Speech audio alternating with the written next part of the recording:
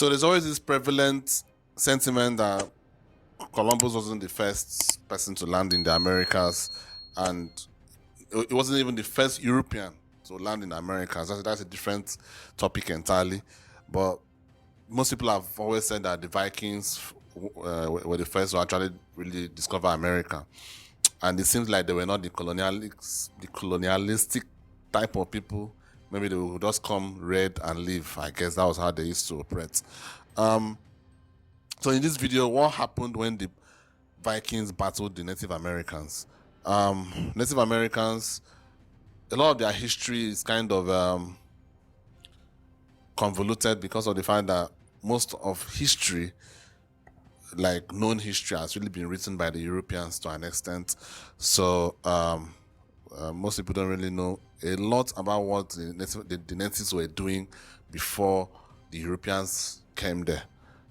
So let's see what happened between these two people. And I know that the Vikings are legendary, though they weren't able to colonize anywhere, but during their heyday, they were really raiders. You know, I don't know, you guys have watched Game of Thrones. I think I would liken the Vikings to people in the Iron Islands, you know, who were going around and raving and graping and doing all those kind of things. Though I would think the Vikings were stronger than the Iron Islanders in Game of Thrones, but I think they have a lot of similarities, and I wouldn't be surprised if George R.R. Martin, the creator of Game of Thrones, took them as an inspiration while writing the book. Anyway, guys, let's get into this. This should be fun. As quickly as they came, they left. Stories of Vikings in North America tell of mysterious lands and foreign tribes known only as Skraelings. It was 1000 AD. For nearly 12,000 years, the Americas had been cut off from Eurasia. Civilizations developed on each side without knowledge that the other existed. Nearly 500 years before Columbus sailed the ocean blue, the Vikings journeyed to the Americas from Greenland and Iceland, possibly multiple times, and it wasn't very peaceful. Welcome back to Nutty History. This is interesting. Thinking about it, okay, Eurasia and the Americas were joined. All the continents were joined, but as time went on, it separated, right? So as it separated, the Americas separated, and people didn't really know what was going on in that part of the world, for the most part, until the Europeans now went there. Okay, that is interesting. I mean, history is so interesting. Today, we're examining the Vikings to the Americas from Greenland and Iceland, possibly multiple times, and it wasn't very peaceful. Welcome back to Nutty History. Today, we're examining the Viking fingerprints in North America, their clashes with the Native Americans, and why they disappeared almost as soon as they arrived. Viewer discretion is advised for this video, as some of this video may be offensive or disturbing. We, the makers of this video, in no way support or condone the actions of the subjects featured. By around 980, Eric the Red had begun a movement to colonize Greenland, and it wasn't exactly by choice. Eric was a wild man and had been banished from Iceland for 3 years because he'd eliminated someone. He then named the pretty cold and inhospitable piece of land he found while exploring Greenland to entice people to move there. It worked. A few thousand Vikings ended up settling down and calling. Because I'm wondering what he was trying to conquer. There's nothing there at the time. I know now most people know that there's lots of minerals down there, but at that time, who knew what was there? Greenland home. Eric then heard of strange lands to the west from a merchant sailor who had been blown off course on his way from Iceland to Greenland. Eric's son, Leif Erikson, was fascinated by the story. So, sometime around 1000 AD, Leif set sail with 35 men to find out if this mysterious land existed. Apparently, it did. Leif and his men set up camp somewhere in what's thought to be Newfoundland. There, his foster father, Tyker, was... Newfoundland? Really? I've heard that Newfoundland is in the US or Canada. Not really sure. Said to have gotten pretty tipsy on wineberries. It's thought that Tyker's drunkenness... There, his foster father, Tyker, was said to have gotten pretty tipsy on wineberries. It's thought that Tyker's drunkenness could have come about from eating fermented cranberries, gooseberries, or squash berries, all of which grew wild in the region. Leif and his crew didn't stay very long, though. They eventually left and headed back to Greenland. There are no accounts of encounters with Native Americans during Leif's brief visit to the New World. The Viking Greenlanders had probably met some Native Americans in Greenland, however. There's evidence that they traded with the Thule, ancestors of the Inuit. Ivory carvings of Norsemen have been found at Thule archaeological sites, as well as iron and bronze tools that the Thule weren't capable of making themselves. It's thought that the Viking name for Native Americans, Skraelings, probably originated from the Old Norse word skra, which means dried skin, most likely a reference to the animal pelts worn by the Inuit ancestors. In any event, Leif's brother Thorvald ended up making a second voyage west a few years later. Thorvald and his men set up shop for the winter at the camp Leif left behind. In the spring, the Vikings came across 9 natives sleeping under skin-covered canoes and attacked them, eliminating all but one. The one who survived ran to get reinforcements. A battle ensued, and Thorvald lost his life to an arrow. Despite tense relations with the Native Americans, the Vikings ended up staying another winter before heading back to Greenland. A few more years would pass before another Norseman made the journey to the New World. This time it was Thorfinn Karlsefni. Thorfinn was a wealthy merchant with a distinguished lineage. He organized a far larger expedition than either of the Eriksson brothers had, with 3 ships, between 160 to 250 men and women, and livestock. Thorfinn's expedition ventured farther south than either Leif or Thorvald's. They ended up settling in a place called Stromfjord. There they encountered more Skraelings. It started off peacefully enough. The two groups bartered with each other, with the Native Americans trading furs for red cloth and a wondrous liquid called milk that came from the cattle the Vikings had brought over. But then things took a turn. The Viking colonists lived on So they didn't have cows in that part of the world at the time. I mean, this is so interesting. People exchanging milk. It's interesting. What? knife's edge with the native peoples. Then things took a turn. The Viking colonists lived on a knife's edge with the native peoples, and there were increasing instances of hostility and outright fighting. It all came to a head when, according to one account, a bull from the Viking camp got loose and frightened a group of Native Americans. They fled, but came back in greater numbers, ready to fight. They attacked the Vikings with catapults, and a legendary battle ensued. It could have been the last straw for Thorfinn and his prospective colony. They abandoned the site and returned to Greenland. No European would attempt to settle in the New World for hundreds of years. Unfortunately, there isn't much evidence or archaeological finds able to back up the presence of Vikings in the Americas. There are a few, however, such as Lance Meadows in Newfoundland, which might be one of the most intriguing archaeological sites in the world. Back in the 1960s, a Norwegian couple, Helge Ingstad and Anne Stein Ingstad, began scouring the northeastern Canadian coast, hoping to find archaeological evidence for the places mentioned in the sagas. On the northern tip of Newfoundland, they found it. Lance Meadows has become the only confirmed Viking settlement in North America. The site includes the remains of 8 sod houses, evidence of ironwork that couldn't have been done by Native Americans, and a boat-building frame. Experts think the site could have possibly been a ship repair center, partly because of the physical evidence for boat building, and partly because the settlement sits at a perfect spot for hopping across the North Atlantic to Greenland. A final piece of evidence confirming that Lance Meadows is indeed a Viking settlement is a small but significant little pin. The bronze pin with a ring at the end was likely used to attach a cloak around the neck, and it is most definitely Viking. There have been others just like it found at various Viking archaeological sites in Scotland and Ireland, and they've all been dated to between 920 and 1050 AD.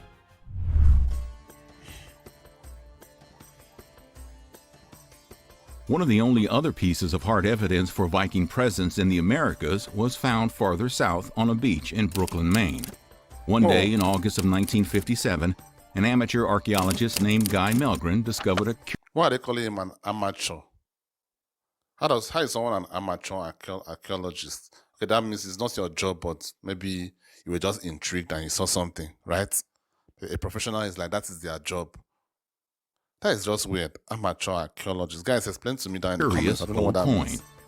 At first, he suspected it was a medieval British penny, but then in 1978, experts identified it as a Norse coin that was minted between 1065 and 1093. The site where the coin was found, called the Goddard site, includes a huge number of arrowheads, leading some to speculate that the arrival of the coin coincided with the arrival of archery among the Native Americans in the region. Were they taught by ancient Viking visitors? The Goddard coin was met by a significant amount of skepticism by historians and archaeologists. There had been some fakes in the past regarding the Viking discovery of America, including a hoax map and a fabricated runestone with Norse inscriptions found in Minnesota. However, the Norse coin has been held up to scrutiny by experts, who agree that it is original and that it had all the wear and tear of a coin buried for centuries.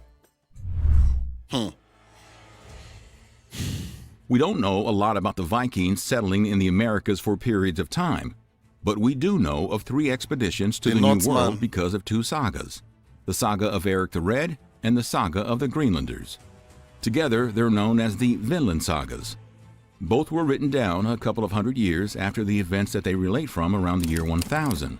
They differ in some respects, but tell the same basic stories about Viking settlements in North America. However, there's mystery surrounding where exactly they landed. The sagas mention 3 main places: Helluland, Markland, and Vinland. Helluland was the farthest north and means land of flat stones. In the middle, there was Markland, which means land of forest, and farthest south was Vinland, which means land of wine. Wow. There's lots of speculations about where exactly these places are based on how their landscapes are described in the sagas. Some think Helluland could be Baffin Island in the northern Canadian territory of Nunavut. Markland has been hypothesized to be Labrador farther to the southeast, and Vinland is thought to be modern-day Newfoundland. Another mystery surrounds the location of Thorfinn's camp, Stromfjord.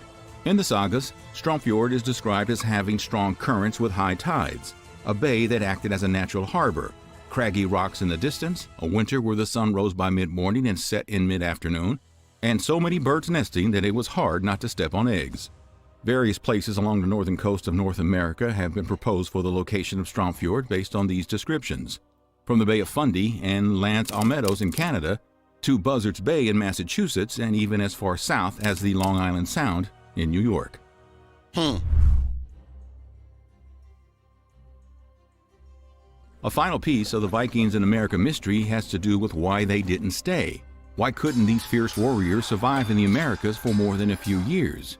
Why didn't they set down roots? Why doesn't a significant portion of the population in North America today speak Norse? Lots of people have speculated about the reasons for this. Maybe they didn't bring enough people and supplies with them on their expeditions. Maybe they were driven out by hostile Native Americans. But one of the leading theories has to do with the weather. During the 11th century, Leif and Thorvald Eriksson and Thorfinn Karlsefni led their expeditions to the New World. The climate was warmer. It's known as the medieval warming period, and because of it, there were warmer summers and less Arctic sea ice. But then it got colder. Starting in the 12th century, what's become known as the Little Ice Age caused temperatures to drop and ice to accumulate, making many of the sea routes impassable. It also made life on Greenland and Iceland very difficult for the Vikings. Evidence points to food shortages and plague. Between 1250 and 1700, Iceland's population fell from 150,000 to just 50,000. The Viking stint in North America was brief. What we know about it has been reduced to legend, told through sagas that could be historical fact or mythological fiction, or a combination of the two. The physical evidence includes just one small settlement, a pin, and a coin. Yet it's fascinating to think what could have happened if they stayed. Wow. This is, man, history. History is crazy. History is really, really crazy. I mean, I was so immersed in that video. I was just like... And watching this right now just explains to me as to why other powers in the past weren't able to colonize the way the Europeans were. Because if you look at it, if you look at the map, the Pacific Ocean is basically a wasteland. So the likes of how will I put it? The likes of those Eastern, maybe the Soviet Union or China at the time, the Ming Dynasty, the Mongols and the rest of those people, they did not venture to the other side because the Pacific Ocean was just like a wasteland. It was too big. It was too big. I think, and the Pacific Ocean is part of the reason why there are still some flat earthers, because it just seems so large to a point where you'll be like, are you sure there's anything in the other side? You get what I'm saying? So, the Europeans were really, really in a prime position to be able to colonize, because they were right in the middle of the world, basically. You know, they were right in the middle of the world, because the Vikings, the reason why the Vikings were even able to go to the Americas in the first place was because they were kind of close to the Americas. And people in the Far East wouldn't have been able to go there, nowhere, except going through the Pacific Ocean, which I think during that time everybody was kind of afraid of.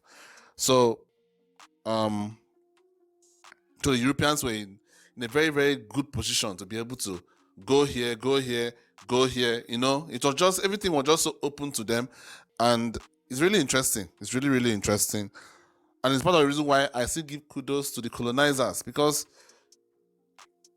you see the Vikings here, who were apparently formidable. They weren't able to conquer a place and keep it. They just weren't.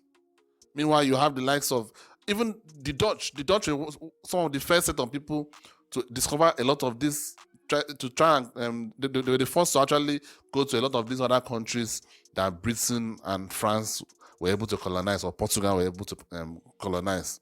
The Dutch were the first, but they were never able to keep those places. So at the end of the day, no matter how you want to look at it, you may say colonization, terrible, all that kind of a thing.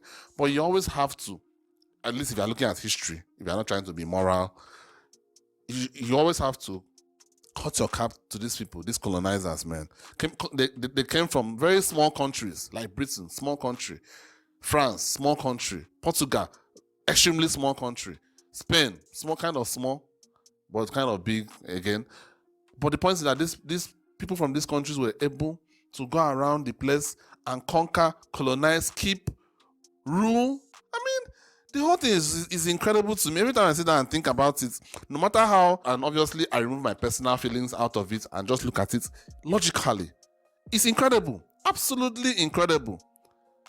So, and the more when you watch videos like this, it even makes you appreciate it more, because the Vikings went there and they were formidable, and they were able, for some reason, most people in the world, like as I said in this video, we don't really know why, but they weren't able to actually keep the place, stay there, colonize it, rule it the way the Europeans were able to.